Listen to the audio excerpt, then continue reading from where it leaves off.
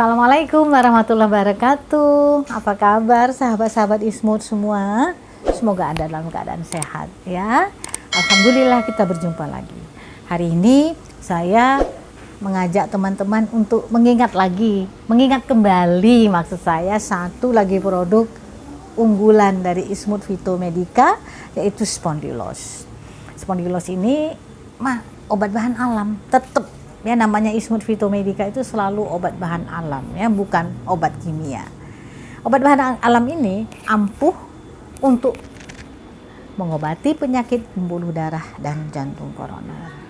Ini penyakit yang sangat penting untuk kita bahas, untuk kita ketahui dan bagaimana cara untuk menyembuhkannya. Yuk kita lihat lebih lanjut. Kita lihat sekarang yang namanya penyakit pembuluh darah ya, yaitu penyempitan dan pengerasan pembuluh darah atau aterosklerosis. Ini merupakan penyebab yang umum ya, penyebab yang umum untuk menghasilkan atau menyebabkan penyakit-penyakit kardiovaskuler yang cukup luas. Ya, jadi kalau kita sebut penyakit kardiovaskuler itu luas, berupa serangan jantung, mungkin stroke, dan mungkin penyakit-penyakit pembuluh darah kapiler lainnya yang mungkin sampai kepada periferi kita. Penyebabnya apa sih? Satu penyebabnya yang paling utama, adanya kerusakan yang terjadi pada lapisan dalam pembuluh darah. Nah, kalau sudah pembuluh darah kita bermasalah, tentu kita akan rentan terhadap serangan-serangan penyakit yang sangat berbahaya itu tadi. Ayo kita lihat lagi ya, lebih jauh tentang penyakit-penyakit ini. Aterosklerosis ya adalah satu penyakit pembuluh darah sebagai respon dari peradangan yang terjadi pada pembuluh darah itu, baik yang besar maupun yang sedang, dan dia bersifat progresif.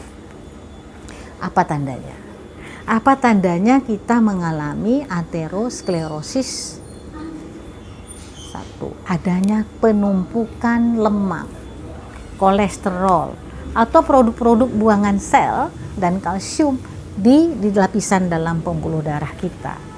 Nah, lalu terjadi proliferasi miosit yang menimbulkan penebalan dan pengerasan dinding arteri kita, sehingga mengakibatkan kaku dan rapuhnya arteri kita. Nah, kalau sudah pembuluh darah kita kaku dan juga rapuh, bisa kita pahami, kita akan mengalami penyakit yang berkenaan dengan pembuluh darah kita itu tadi, berkenaan dengan peredaran darah kita, karena itu terjadi kekakuan dan kerapuhan pada pembuluh darah kita. Yuk kita lihat ada apa lagi nih tentang penyakit-penyakit ini. Ada kan, kita sering dengar nih penyakit jantung koroner, gangguan fungsi jantung karena otot jantung kekurangan suplai darah. Mengapa sampai terjadi kekurangan suplai darah itu? Karena adanya penyumbatan pembuluh darah koroner. Nah, informasi ini kita dapatkan dari Riskesdas tahun 2013. Penyakit ini ada tanda dan gejalanya. Ada rasa tidak nyaman di dada, rasa nyeri ya, yang berlangsung lebih dari 20 menit. Ya, saat istirahat atau saat aktivitas.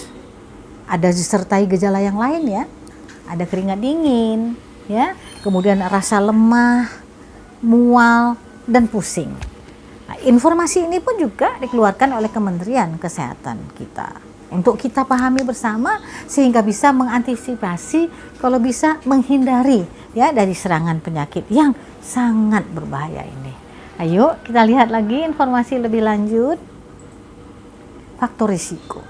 Apa saja sih yang menyebabkan penyakit-penyakit ini? Pertama tuh umur. Kalau umur tentu kita tidak bisa milih ya, takdirnya kita sekarang kita mungkin sudah tua, orang yang lebih tua tentu lebih rentan ya, lebih kemungkinan untuk terkena penyakit ini lebih besar dibandingkan dengan yang lebih muda. Jenis kelamin juga begitu ya, kita kan tidak bisa memilih jenis kelamin ya, laki-laki atau perempuan. Menurut catatan statistik kita, laki-laki lebih rentan. Namun perempuan juga bisa kok berada pada posisi rentan ketika sudah memasuki menopause. Kemudian riwayat penyakit orang tua bagaimana? Mungkin orang tua kita, ya, kakek nenek kita mempunyai riwayat penyakit ini, lalu kita mempunyai kemungkinan untuk mendapatkan penyakit yang sama manakala tidak kita waspadai. Lalu tingkat stres yang tinggi, kurangnya aktivitas fisik, nah kegemukan, ya. Kalau kita kurang aktivitas fisik, makannya tidak diatur, ya tentu kita akan mengalami kegemukan. Salah satu lagi faktor adalah merokok. Merokok ini kan sudah sudah digaungkan oleh Kementerian Kesehatan tentang bahayanya, yang memang sudah wajib sekali dihindari. Kemudian kadar kolesterol yang tinggi di dalam darah, saya kasih bintang karena kolesterol tinggi merupakan faktor risiko yang paling tinggi menyebabkan penyakit jantung koroner dan pembuluh darah lainnya. Kemudian ada tekanan darah tinggi dan juga diabetes. Nah, biasanya nih orang yang mengalami serangan jantung ya juga mendapatkan obat-obat untuk mengatur ya darah tinggi atau hipertensi, dan juga untuk mengatur gula darahnya. Karena dua faktor yang di bawah ini juga bisa memperburuk keadaan, ya. Oke, kita lihat lagi lebih lanjut. Pengobatannya. Setiap penyakit kan ada obatnya, ya. Jadi pengobatan yang pada saat ini memang dilakukan, yang diberikan oleh dokter untuk kita, untuk teman-teman, untuk siapa saja yang mungkin sedang mengalami sakit, adalah obat-obat penurun kolesterol atau obat-obat yang mencegah pengumpulan darah, dan juga obat yang dapat mengencerkan darah manakala memang serangan itu atau penyumbatan itu disebabkan oleh darah yang terlalu kental. Nah, namun itu tadi seperti yang saya sampaikan, di samping pengobatan-pengobatan yang 3 macam itu, penurun kolesterol, kemudian mencegah penggumpalan darah dan mengencerkan darah, namun kiranya mengontrol faktor risiko seperti diabetes dan tekanan darah tinggi juga sangat penting manakala kita sedang melakukan pengobatan penyakit pembuluh darah dan jantung koroner. Lanjut, ya. Nah, sekarang kan kita bertanya, apa sih kunci keberhasilan pengobatan penyakit ini? Kita tadi tahu bahwa yang paling banyak menyebabkan penyakit ini adalah terjadinya penyumbatan pada pembuluh darah. Kalau begitu, kunci keberhasilan dari pengobatan ini adalah bagaimana kita menghilangkan penyumbatan itu. Ya, karena kalau penyumbatannya tidak dihilangkan, tentu darah kita sulit mengalir di dalam pembuluh darah kita. Ya, kita lihat bagaimana caranya. Lanjut. Pada saat ini saya ingin menyampaikan kepada teman-teman tentang satu tanaman yang punya khasiat yang luar biasa. Namanya ciplukan. Kita ingin mengajak teman-teman menguak rahasia dari ciplukan ini. Apa saja sih khasiatnya? Apa saja sih senyawa-senyawa bioaktifnya yang berkhasiat? Yuk kita lihat ya.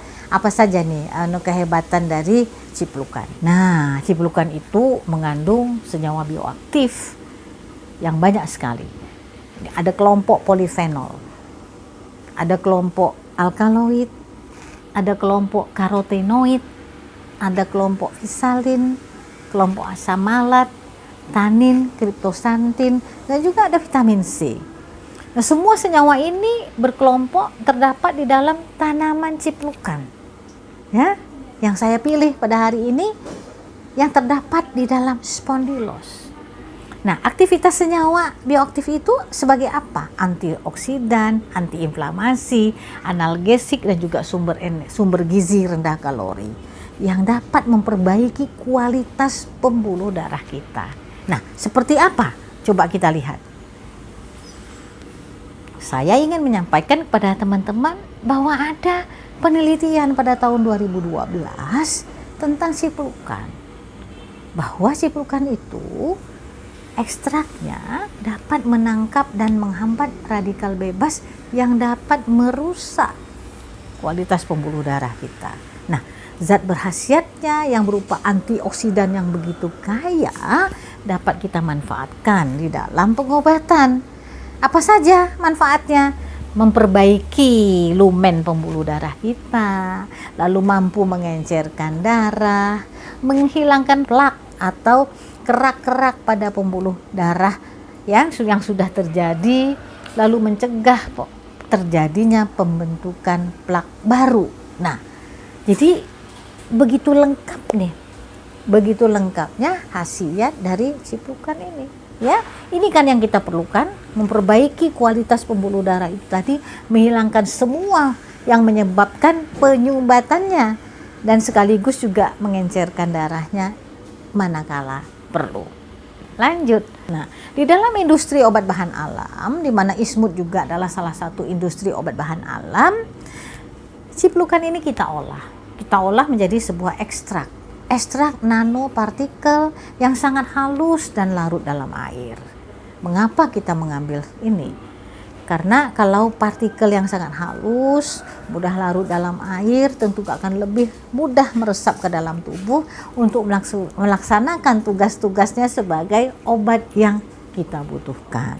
Nah, ekstrak ini dibentuk dalam sediaan farmasi berupa kapsul. Ya, nah, yang ingin saya sampaikan adalah bahwa senyawa bioaktif yang begitu banyak yang terkandung di dalam ciplukan itu membutuhkan teknologi untuk kita mengambilnya, ya, untuk kita memanfaatkannya. Tentu kita membutuhkan ilmu, kita membutuhkan teknologi agar senyawa-senyawa yang berkhasiat itu dapat kita manfaatkan untuk tujuan pengobatan dan tujuan memelihara kesehatan kita. Saya tidak henti-hentinya memberikan saran kepada teman-teman manakala teman-teman memerlukan obat bahan alam untuk mengoreksi atau menyembuhkan sesuatu penyakit.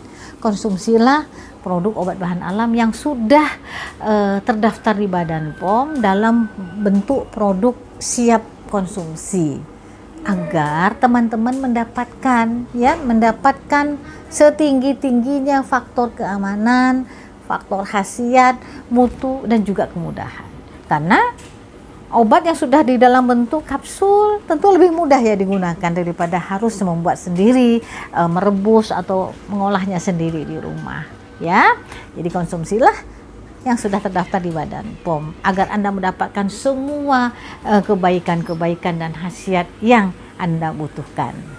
Informasi produk yang ingin saya sampaikan di sini adalah Spondylos yang diproduksi oleh Ismut Phytomedica. Spondylos ini 100% mengandung ekstrak ciplukan, hanya tanaman. Tidak ada tambahan zat kimia apapun ya teman-teman. Jadi kalau banyak teman-teman yang bertanya, Bu, ini mengandung kimia atau enggak? Tidak, sama sekali tidak ya. Jadi Spondylos dan juga semua produk-produk Ismut lainnya sama sekali tidak mengandung bahan kimia.